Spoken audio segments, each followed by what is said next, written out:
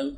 Left side में जो आप क्वेश्चन देख पा रहे हो, ए वाला क्वेश्चन ए जेईई एडवांस 2023 में आ चुका है, बट मैं एक क्वेश्चन नहीं सॉल्व करने वाला हूं क्योंकि ये आपको यूट्यूब में अवेलेबल आपको बेस्ट शेयर आपको मिलेगा,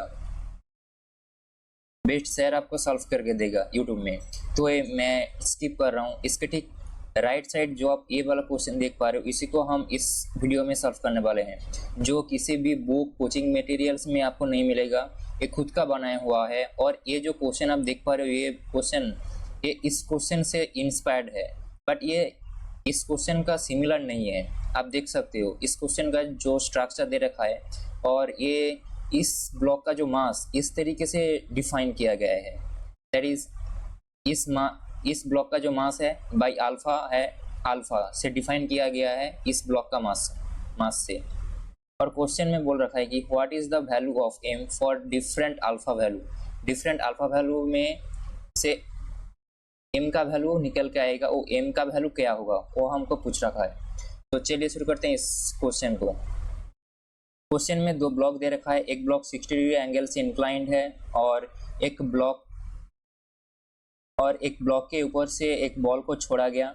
ये बॉल जब गिरना स्टार्ट हुआ, एक ब्लॉक भी गिरना स्टार्ट हुआ। कुछ देर बाद इस तरीके का कुछ सिचुएशन देखने के मिलेगा।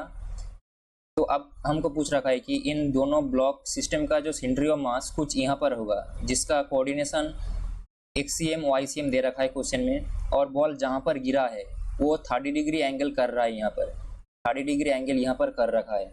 तो हमको पूछ रखा है कि m का वैल्यू इस ब्लॉक का मास वो क्या होगा, दैट इज m का वैल्यू क्या होगा वो हमको पूछ रखा है। तो इस क्वेश्चन को हम कैसे अप्रोच करेंगे, तो पहले हम क्या करेंगे, पहले डिफरेंट ब्लॉक सिस्टम का जो सेंट्री ऑफ मास है ना वो हम निकाल लेंगे। तो पहले x कोऑर्डिनेट y कोऑर्डिनेट हम ड्राइंग करेंगे, ये रहा x कोऑर्डिनेट, ये रहा y कोऑर्डिनेट, तो ये रहा y, ये रहा x कोऑर्डिनेट। अब डिफरेंट इस ब्लॉक का जो सेंट्री ऑफ मास कुछ मिडिल में होगा, इसका जो कोऑर्डिनेशन है दैट इज इसका बेस कितना है, इसका बेस दे रखा है 1 मीटर, सो ये हो जाएगा हाफ, और इसका हाइट 5 मीटर, सो 2.5।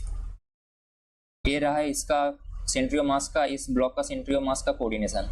इस ब्लॉक का सेंट्री ऑफ मास कहाँ पर होगा, C2। इसका बेस कितना है, D दे रखा है, सो -1/2, -1/2।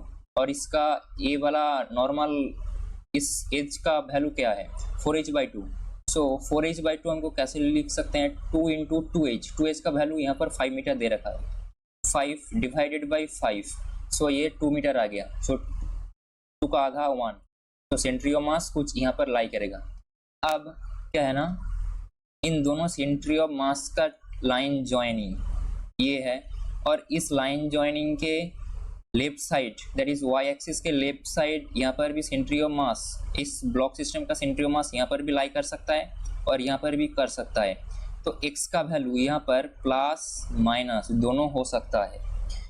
अब हम सेंट्री ऑफ मास को कैसे लिखते हैं, सेंट्री ऑफ मास को हम कैसे लिख सकते हैं, that is XCM equal x1 capital M plus x2 small m divided by capital M plus small m।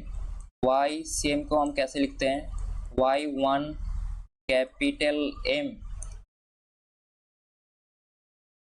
y1 capital M plus y2 small m divided by capital M plus small m। अब हम इसको put कर देंगे, value क्या निकल के आएगा, सो simplify कर देंगे ये, that is XCM equal x1 कितना, half, so half into 10 that is 5, तो 5 प्लस x2 कितना है, x2 यहाँ पर -1/2, सो -हाफ इंटू स्मॉल m का वैल्यू इंटू 10/α डिवाइडेड बाई 10 × 1 + 1/α।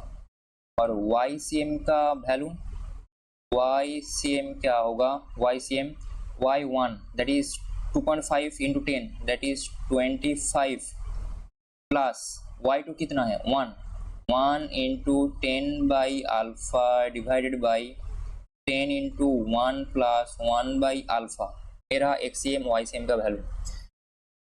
अब क्वेश्चन में दे रखा है ये 30 डिग्री एंगल कर रहा है, क्वेश्चन में दे रखा है कि अब ये 30 डिग्री एंगल यहाँ पर कर रखा है, तो हम क्या लिख सकते हैं यहाँ पर, हम यहाँ पर लिख सकते हैं tan 30 degree equal normal that is YCM divided by x क्या है ना, x है सेंट्री ऑफ मास से बॉल जहां पर गिरा उसका दूरी है x, ये रहा x, इसको हम x बोलते हैं। अब x का वैल्यू हम कैसे निकाल सकते हैं, x का वैल्यू निकालने के लिए पहले हमको क्या करना होगा, पहले मूल दैट इज 0 पॉइंट से बॉल जहां पर गिरा उसका दूरी हम कुछ d3 मान लेते हैं, माइनस कर देंगे इस XCM that is centre of mass का जो x कोऑर्डिनेट है वो हम सब्सट्रैक्ट कर देंगे। तो क्या हम बोल रखे हैं ना, x equal d3 plus minus XCM, ये होगा x का वैल्यू। अब प्लस माइनस क्यों लिखा मैंने ना, हमको मालूम नहीं है कि सेंट्री ऑफ मास कहाँ पर लाई कर रहा है, ये y एक्सिस के लेफ्ट साइड में भी हो सकता है और राइट साइड में भी हो सकता है, तो ये d3 प्लस माइनस XCM इस तरीके से लिखा। अब हम d3 को हम कैसे लिख सकते हैं, d3 को हम d3 इक्वल d3 क्या है ना, इस बड़े ब्लॉक का जो बेस है that is 1 metre, that is 1 plus अब इसका दूरी, इस ब्लॉक के इस पॉइंट से बॉल जहां पर गिरा उसका दूरी क्या d2 हम बोल देते हैं, ये रहा d3, ये d2 हम बोलते हैं। अब d2 का वैल्यू हम कैसे निकाल सकते हैं, तो पहले हम मान लेते हैं कि ये ब्लॉक नहीं गिरा, तब बॉल कहाँ पर गिर सकता था, तो इस पॉइंट से बॉल कहाँ पर गिर सकता था उसको हम d1 बोलते हैं, d1 दूरी पे बॉल गिर सकता था। अब ब्लॉक तो खिसक गई ना, अब ये बड़े ब्लॉक कुछ एक्स्ट्रा राइट साइड की तरफ मूव ऑन हुआ, तो कितना मूव ऑन हुआ वो हम इस d1 से सब्सट्रैक्ट कर देंगे, तो मेरा इस d2 का वैल्यू निकल के आ जाएगा। d1 का वैल्यू क्या होगा, बॉल जब यहाँ पर आया था तब उसका वेलोसिटी की u था, u को हम कैसे लिख सकते हैं, u का वैल्यू हम कैसे निकाल सकते हैं, u हो जाएगा √2gh, 8 हाइट से गिरा था, दैट इज u का वैल्यू निकल के आ गया। अब टाइम, कितने टाइम पे एक जमीन में आके गिरेगा वो हम टाइम कैसे निकालते हैं, time equal √2 into height of the block that is 5 metre divided by g, so ये 1 सेकेंड हो गया। अब d1 u into t that is √2 into z 10 into h 2.5 इंटू 1 that is a 50, so 5√2 metre d1 निकल के आ गया।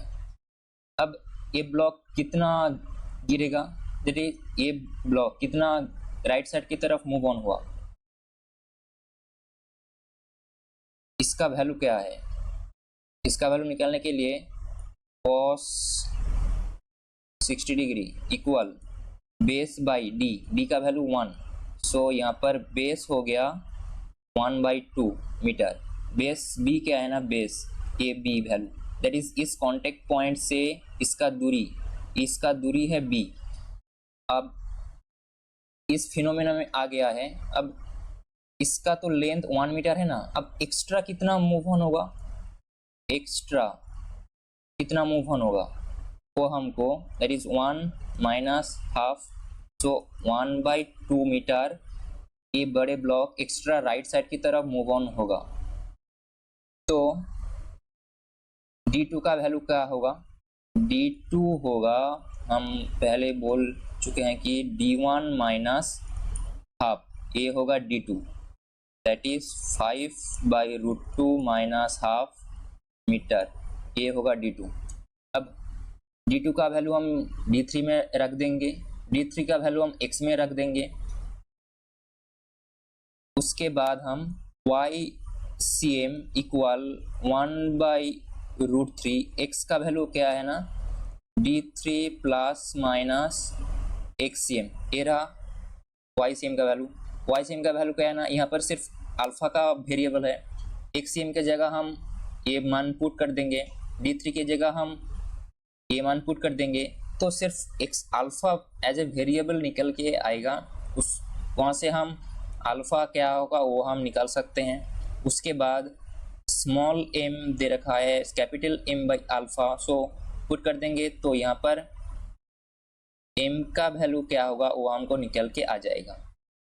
ये रहा इसका कॉन्सेप्ट। और एक कंडीशन दे भी सकता है और नहीं भी दे सकता है कि जब ये ब्लॉक राइट साइड की तरफ मूव ऑन हुआ तब उसका कुछ एक्सेलरेशन होगा, वो हम नेग्लिजिबल मानेंगे, क्योंकि जब इसका कुछ एक्सेलरेशन होगा तब ये बॉल कुछ स्यूडो फोर्स एक्सपीरियंस कर पाएगा, तो वो हम नेग्लिजिबल मानते हैं, सच दैट ये बॉल कोई भी स्यूडो फोर्स नहीं एक्सपीरियंस करेगा, कोई भी स्यूडो फोर्स ये नहीं एक्सपीरियंस करेगा।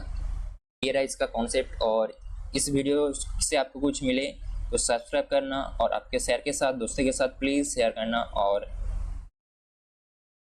चैनल को लाइक ठोकना। तो चलिए इस सेशन को हम ख़त्म करते हैं।